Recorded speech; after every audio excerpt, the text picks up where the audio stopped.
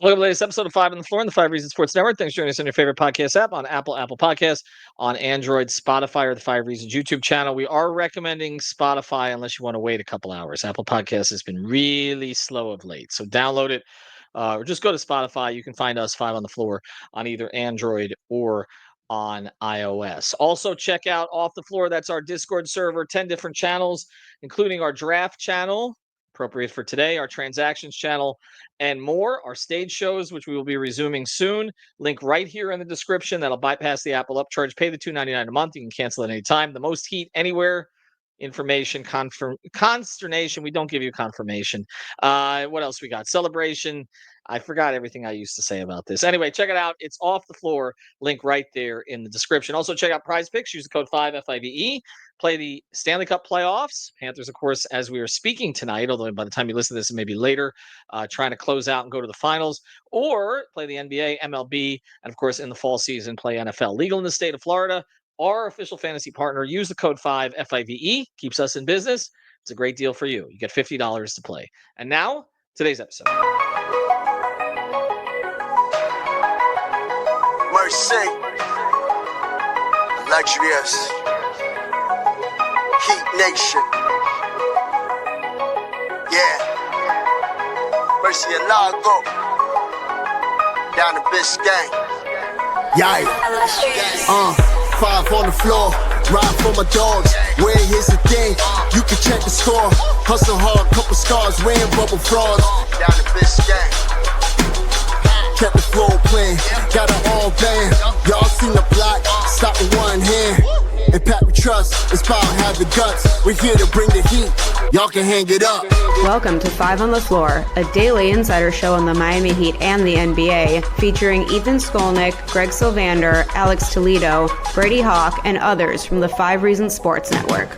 Also, make sure to subscribe to Off the Floor for the most heat anywhere.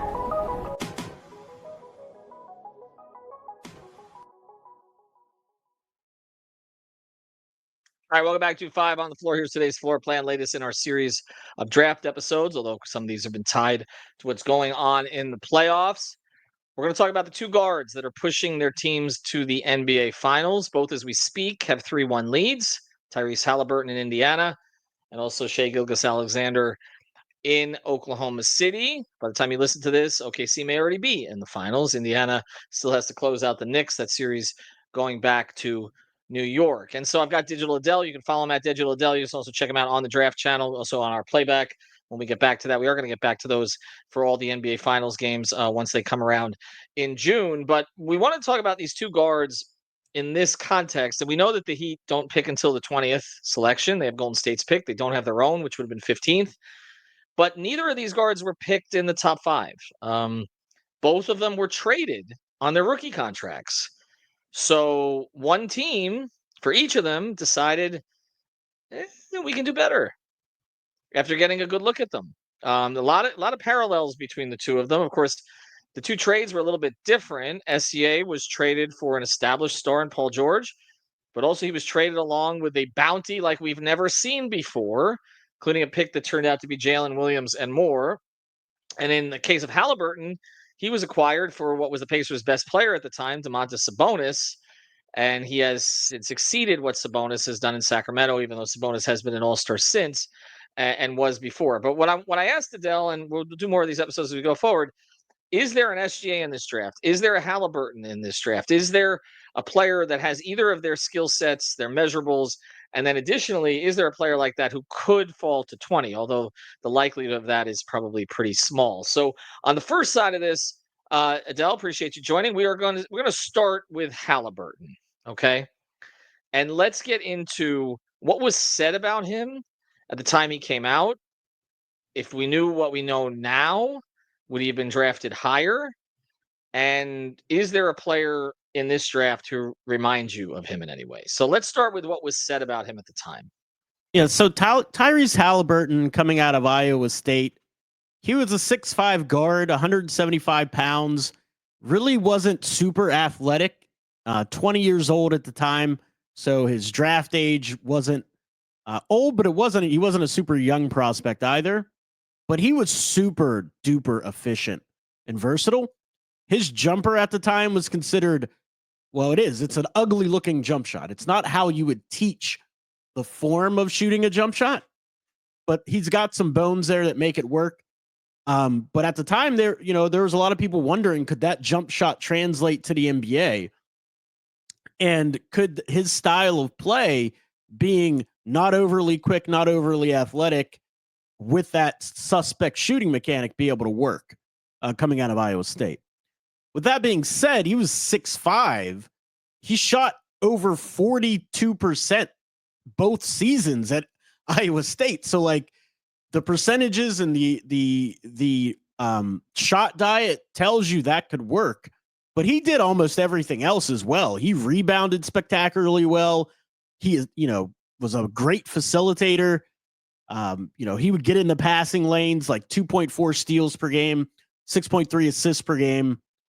And he was really, when you look at the advanced metrics, one of the best players in that entire class from the advanced metric standpoint. But this is 2020, analytics were there, but they weren't like as heavily focused as they are today. Now, okay, go ahead. No, I was going to say, to that point, I want to look at where he was. So he's drafted 12th, right? Okay, so Correct. let's take a look at the 2020 draft. I just want to revisit this for people, just so they understand kind of who was picked ahead of him, because I saw that the Knicks had a shot at him. A lot of teams had a shot at him. Obviously, if he was picked 12th overall, again, means you can find a star outside the top 10. Let me just go through who was selected here, and then we'll get more into specifics on him. So Sure. Anthony Edwards was first. It's really hard to argue with that. Right. James Wiseman was second. We obviously know the issues that he's had. Golden State really dropped the ball on that one, considering that they could have just replenished sort of their championship window here, or extended it, but took the wrong guy. LaMelo Ball went third, so a point guard taken ahead. Patrick Williams, who I think we would say, is it fair to say Patrick Williams has been up and down? Is that the best way to characterize? It's not really. He's underperformed relative to his draft position, for sure. Okay, Isaac Okoro, who's really a role player with Cleveland. Okongwu from Atlanta, who just started to emerge this season. Right. 7th, Killian Hayes. I think fair to say bust, right? Yeah, 100%. Obi Toppin, who's playing in this series, is Haliburton's teammate, picked 8th Role player on his second team. Yep. And I can never pronounce Denny's last name. Abdia, yeah. Right. Who has blossomed with Portland after the trade. So it looks like he's going to be a good player for a while. Jalen Smith, not really worked out. I remember a lot of conversation about him with the Heat at the time. Devin Vassell, taken by San Antonio, good player, not a great player, not necessarily a huge part of their future. And then Haliburton. And by the way, Aaron Nesmith was picked 2 picks after Haliburton by Boston. This, of course, is the draft where Tyrese Maxey went 21st, and the Heat picked Precious at 20. I think if you redraft this thing, if you simply just look on value or replacement, Haliburton, by the way, on that metric would be first. And on most of the other metrics, he's right behind Ant or right with him, with Desmond Bane, LaMelo, who, by the way, was drafted 30th, LaMelo Ball, and Tyrese Maxey after that. So guard heavy in terms of the production from that draft. But Haliburton was picked behind, again, Ball and behind Edwards. If you could do it now, would you pick him over LaMelo Ball? Yes. Mm-hmm. Yeah, I absolutely would. I mean, one thing about Tyrese Haliburton, he's a serious basketball player. He's a player that rallies his teammates and is able to get the best out of them. LaMelo Ball is an unserious basketball player, in my opinion. So yes, I absolutely would take Tyrese Haliburton over LaMelo Ball. You're on mute. You're on mute. That should be the new That should be the new characterization coming to the draft. Unserious basketball player. Yes, that would be ideal. But this has not turned out to be a great draft. Peyton Pritchard, picked 26 overall, 6-man. The year Emmanuel Quickly has gotten a contract with Toronto. Again, the top 7 producers out of this draft, all guards. Yeah, which is interesting. Okay, so Haliburton, the shot form. I think was part of it. But it also is he doesn't look like he's playing fast. Like he kind of right. He's sort of slow He's plays. a He kind of long strider. glides. Yeah, he's Right. a long strider. He just Did glides that around the court. contribute? Did that contribute? Do you think to? I mean, so some of this aesthetics. Well, so I think aesthetics a little bit, but also at the same time, I mean, he just wasn't explosive. But if you look at the advanced metrics, he was this is why my comparison for him is Con Knipple. Because if you look at the actual advanced stats, like Con Knipple is not explosive. And his foot speed is like his biggest obstacle he's going to need to overcome in the NBA. But in every metric, he's like the best at it in the class. Like Con Knipple, if you compare, I compared him, Trey Johnson, Ace Bailey, Dylan Harper, those guys all to Tyrese Haliburton coming out of college. And Con Knipple's numbers are just right there as the second best behind Tyrese Haliburton in terms of statistics. And we're not talking about just points, assists, and all that, but we're talking about true shooting percentage, effective field goal percentage, 3-point rate, offensive win shares per 40, defensive win shares per 40. Con Knipple is the best compared to people that are going to get picked higher than him out of all these guys. What position does he? What position does he play in pros? Con Knipple? Yeah. So he's going to do a little secondary facilitating ball handling for you, but he's mostly going to be a shooting guard on the wing. He's going to be that offensive player that's a secondary facilitator. And where are you projecting him now? Somewhere in that 5 to 8, 5 to 9 range? Yeah, absolutely. Absolutely. Anywhere in that 5 to 9 range. Okay. So it's an interesting comp. For those who know, Knipple, of course, went to Duke, got overshadowed by Cooper Flagg there, player that you've liked for quite a lot of time. It is possible he slips to where Haliburton was taken at 12. I don't think so.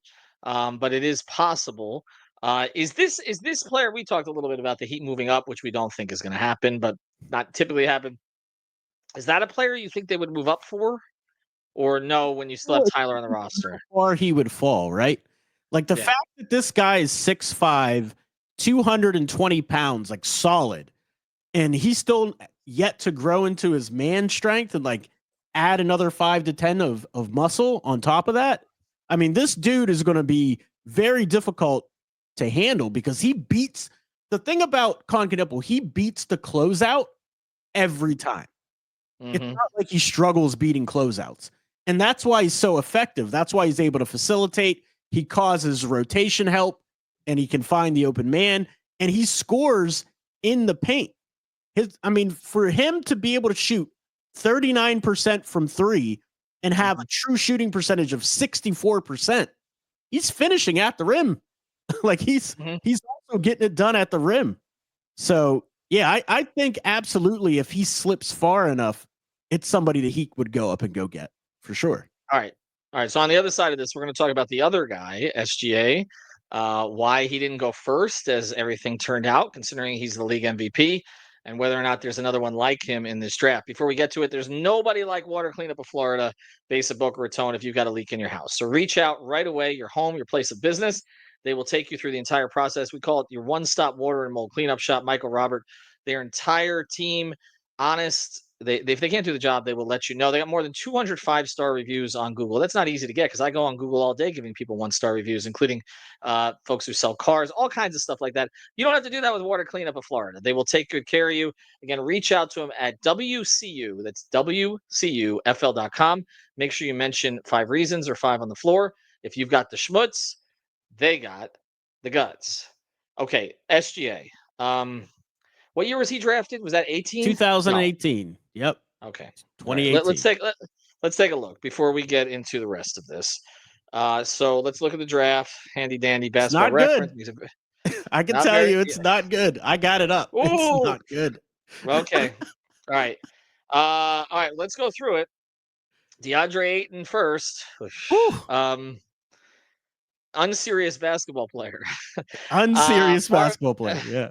Marvin Bagley, that's your typical Sacramento pick. Haliburton was not. They either make the wrong pick or they take the right player and then trade him.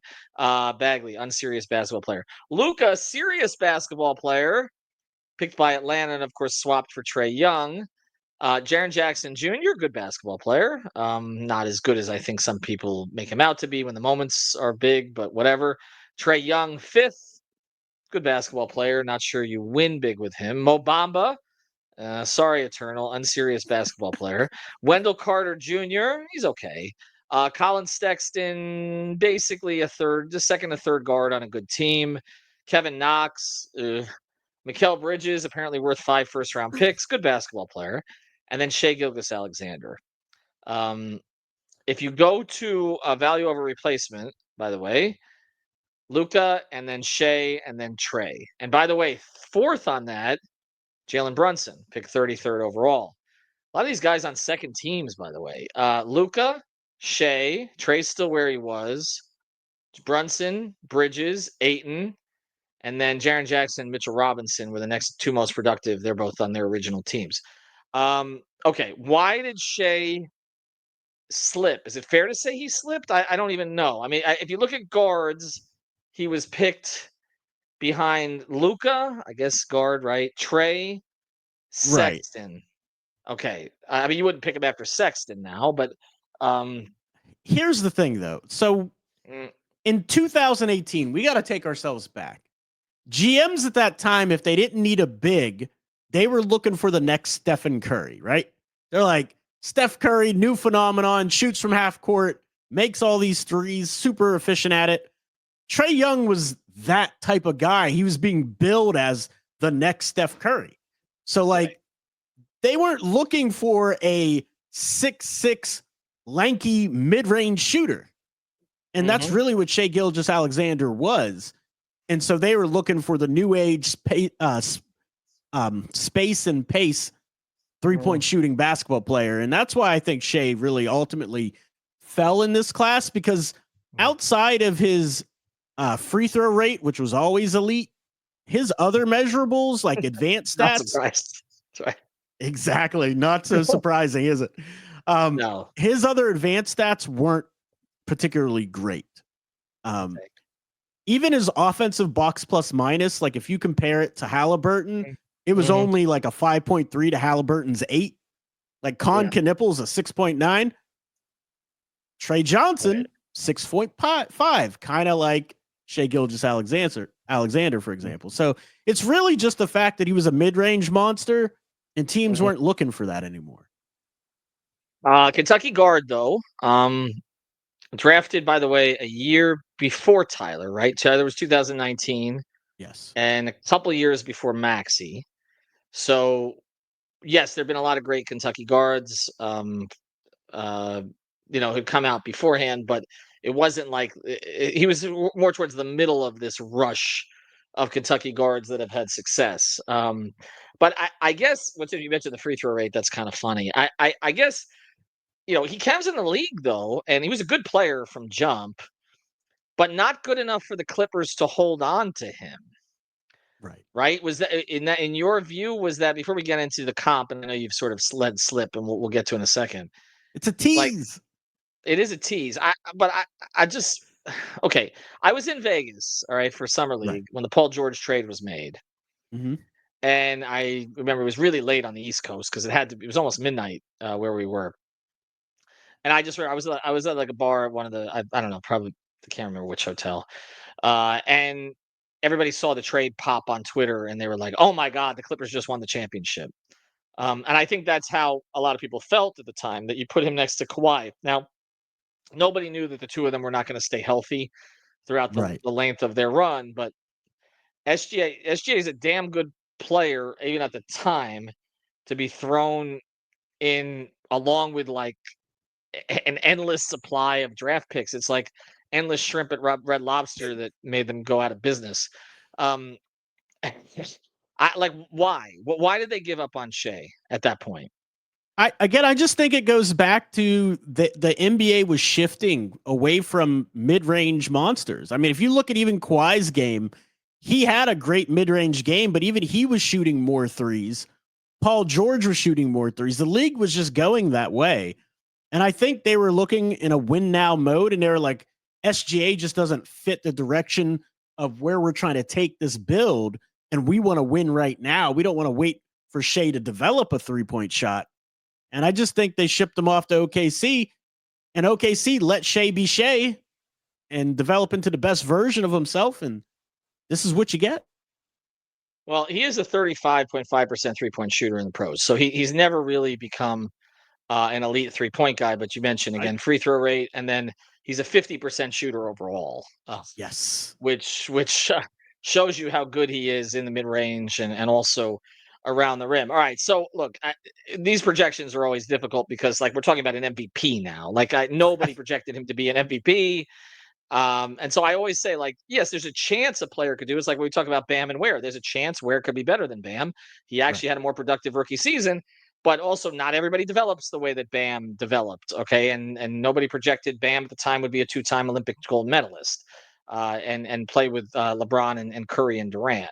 So I guess my question would be, who has a chance to be a Shai-like player at the next level in this draft? Yeah, and I want to clarify for anybody that interacts with me on Twitter, in the Discord, or knows me in real life, I'm not a comp guy. I dislike player comps. So you made a great distinction between will be this player or has potential to have a archetype or career path or exceed their ceiling, perceived ceiling that they currently have. So that's a great point by you. If there's anybody in this class that I think has that ability, it's Trey Johnson. And I'm not saying that because people are down on Trey Johnson, but Trey Johnson in college, 20 point per game scorer, but he didn't really facilitate, didn't rebound as well as you think you would for being 6'6", 6'10" wingspan. And he's more athletic than what he showed. I think he got run down for having to carry that whole team all season. So I think his work ethic, his leadership, I think he's going to be able to be better than what people are going to think. And so in my opinion, Cooper Flag at the top, right? Yeah. I think, in my opinion, on my big board, I think Trey Johnson's one of those guys you got to put right up there in that top 3, top 4. I have him over Ace Bailey on my big board. Yeah. And so we've talked about this a lot on this channel. I just think his intangibles and his motor will allow him to outplay wherever he gets drafted. Because also, if you look at it, a lot of guards, like you said in that other draft class, were popped off.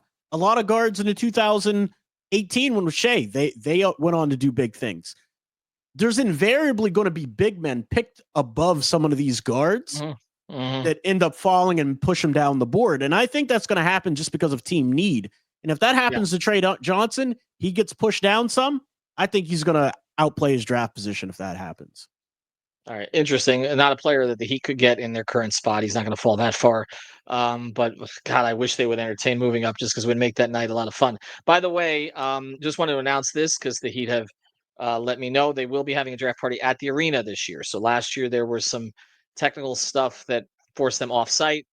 They'll be at the arena. I'll be at the arena that night with Brady and Alex. They don't know it yet, but they will be.